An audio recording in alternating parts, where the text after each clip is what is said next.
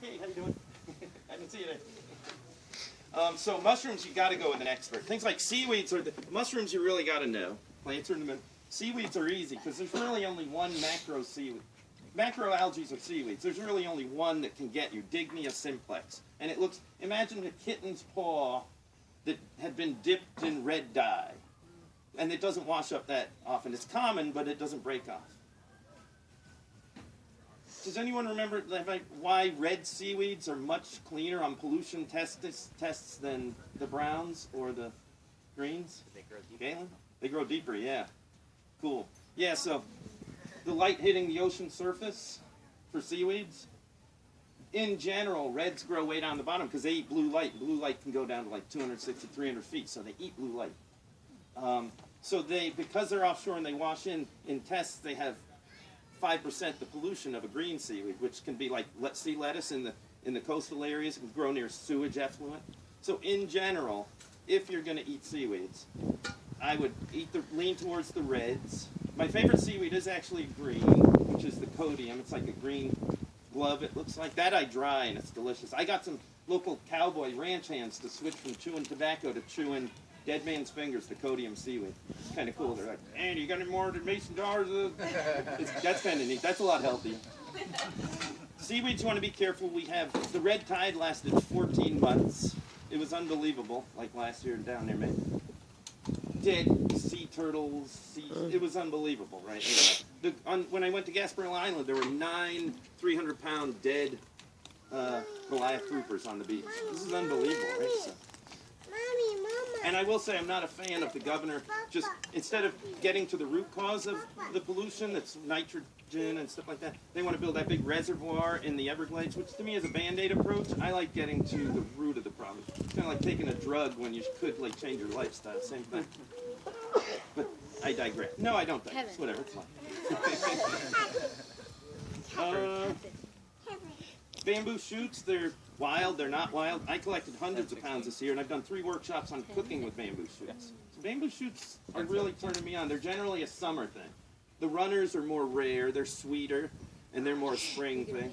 In general, if you map out, so the caution with large clumping bamboos is the species Bambusa vulgaris, which is the Japanese clumping, is a very common one. And then its varieties, the golden Hawaiian, aka painted bamboo, the waman, which is the dwarf Buddha belly, those are varieties of vulgaris, and that has taxophyllin in it. So generally taxophyllin, we're lucky it has a bitter flavor. So we can cook it out. Taxophyllin breaks up in cooking very quickly. Like that, we're really lucky for that. So cut a bamboo shoot of the big fat clumpers, taste test a little sliver. If it's bitter, all the ones with taxophyllin are bitter, so thank goodness in Florida. How many clumping bamboos are there in Florida? The only native one is that's the canebrake, which grows like Alachua in north, and that's been wiped out because of floodplains, so we're trying to guerrilla garden it in old areas. It's coming back. So how many bamboos are in Florida right now, clumping ones being grown? Terry, how many would you guess? 100, yeah, that's what it's up to 250, a little plus now. Robert Saporito has the 250 at his collection, where I do workshops. If you want to learn bamboo, his place is gorgeous. We can do free walks there and workshops. It's a gorgeous place, really pretty. That's in Loxahatchee near West Palm Beach. Worth visiting. Just stop by sometime if you're near West Palm Beach. What's the name of this place? Tropical Bamboo Nursery. Tropical Bamboo. It's really cool. I do walks there too, and I highlight the uses of the plants. So the bamboo shoots, just cook them, and how do you know when the taxophylin's out? Do what the Asian gardeners do when you go to their house, the Thai gardeners. They taste test it until the bitterness is gone. So that's pretty simple. Fruits. Anybody collect elderberries? Yeah. There's probably going to be a rush on it with the coronavirus. Antivirus. Elderberries are neat. You don't want to get the little stems. When I collect loads of them, I'll put them in my neighbor's chest freezer, 20 minutes, pull them out, and then they break off real quickly because I'm into like, let's get 100 pounds. Like, I'm greedy. I like to get like 100 to 400 pounds of wild edibles. Sounds like I'm greedy? I'm in Arcadia, so there's ranches. One guy, John Paul, has a 4,500 acre ranch near me. And then you can learn, like, they cut along the fence line. So, and they use no chemicals. Before they do, I'll go and pick things. You know, so you do. palm trees. What about palm trees? Like cabbage palm. I've eaten now about 112 different hearts of palm. But you kill the palm when you eat it. And I don't want to, so I've never killed a palm. There's so much land clearing going on for malls and stuff. When you see it, you go and ask, can I go in? So I have a chainsaw with olive oil, and I'll cut it, which is kind of weird. So, and they're usually pretty interested. So I've eaten them, and you get this beautiful heart. And the bottom is a little thick, and that's called the butt at the Seminole Reservation. That's used for soup stock. It's pretty amazing. The salt palmetto, too, it takes so long to grow. They're our oldest plants in Florida. There's a confirmed clumps of 5,008-year-old root clumps at Archbold Biological Station in the real strong quartz sand down there. That's a gorgeous place. So the palms are neat, and you can pickle them. Fermenting is a great way. So storage. The big warning with storage is people lately have been like, I would say dry things at the lowest temperature you can. If you use outdoor solar dehydrators, which friends of mine have, the downdraft ones they use a lot in India are better. Because we have a lot of humidity in Florida, especially in the summer. So when you dry things, it can take 3 days to dry something and you get a little mold. I have 3 microscopes, so I look at the mold, I'm like, oh, this is not good. Because I used to sell herbs for years to herb farm. You got to know what you're doing. The downdrafts are cool. There are no moving parts. And the air rises here and goes like an N down through, it pushes the air down through the dehydrator. It dries 3.5 times faster in humid climates. It's very cool because it pushes water molecules down. Otherwise, it's usually just an upward flow and it takes forever. So the downdraft dried foods are cool. We should do a workshop on making, like, with $100 worth of parts. Like, let's make a big one with wheels and stuff. We had one in New York. I love those. And then the other thing is people dry flowers a little too much, and then you might want to get those dark brown mason ball jars that they sell now. That blocks out so much light. So if you're even in your kitchen, the leaves and flowers in that will stay a lot greener and fresher. Like elderflowers blooming now around here. Dry it indoors and then keep it out of the sun. Dry it very low temperature.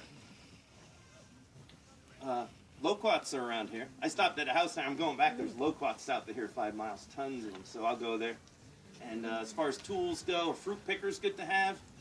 If you're near the coast, getting coconuts is great. I find about 50% of houses I knock the doors on will say, yeah, go ahead and pick the mangoes or something. Last summer I got 500 free mangoes just by asking. Mostly on Pine Island. Just ask.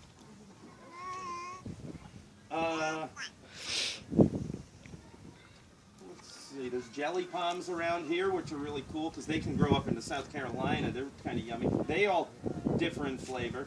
Just like the queen palms around here are very common. There's some that are really, like, burn your mouth. Some of them are delicious, and they will make a really nice jelly. I'm probably moving to Scotland and setting up a wild food center. That's kind of cool. No, I'll be back. Oh, no. I'll be back a lot. When I'm freezing my butt off, February.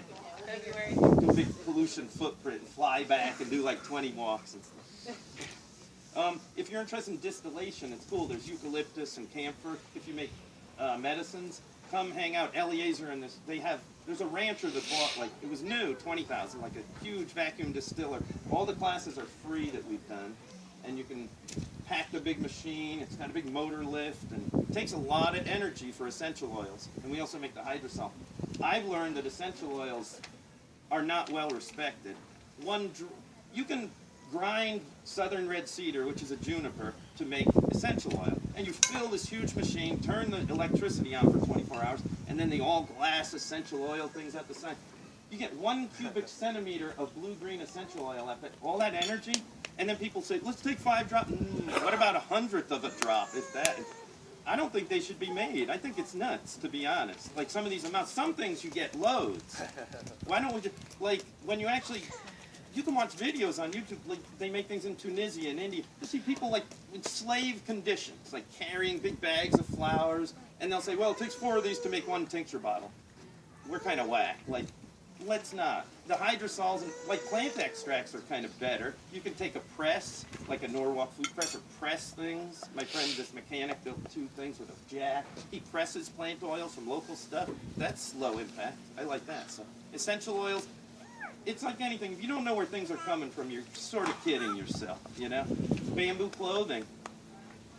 95+% of bamboo clothing is not bamboo clothing. You can look it up. It's not. It's like fake. It's a viscose. It's all chemically processed. So I know someone at the Sarasota Farmers Market spent $600 on a bamboo robe, and she was so proud of it. It was a company from. It's originally from China. It's not bamboo. So wildcrafting can tune you into what's going on locally. What was the name of the distillery? Yeah, if you just contact me through floridaforaging.com, contact, and find out when. You can even, better to go with this guy Eliezer and learn how to use the machine and a couple of herbalists. We brought in Colleen Dott, who wrote the complete book of essential oils, and she did workshops. Okay. Ricky Tree's been there. He's an aromatherapy down in Davie. It's pretty neat if you're into, and like if you make massage oils and stuff, imagine how much 5 gallons of hydrosol would cost, but they're free with us. And we're trying to use invasive plants, eucalyptus, wild mahogany, like there's some really cool stuff. All the camphor bayberry, there's pretty neat stuff. There's 5 books that I'm almost done to come out with all 5 at once now. So the 2 of them are now done. The coastal plants book is finished. It's 145 coastal plants, and what's cool is 1/3 of the book is on conservation of plants and why you shouldn't pick those 1/3 of the coastal plants in the wild, and why you should plant them in your yard near the coast instead. Medicinals, we can talk about that another time. Rami grows around here. That's Bacopa species that's now taken over in Europe. It surpasses ginkgo in like memory retention and Alzheimer's.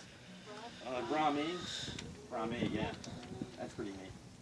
Carolina willow grows around here. That does have the compound like aspirin in it, salicylic acid. That's pretty cool. Golden reishi I collect a bunch of. People say they collect reishi. It's actually a different species, not the exact same. It's been confirmed by Arlene Bissett. So we have the golden reishi, which is pretty amazing. There's way too many more notes. Why don't we go on a walk and see some stuff out there? Cool, we'll move. My lip system's like, move, boy! Cool.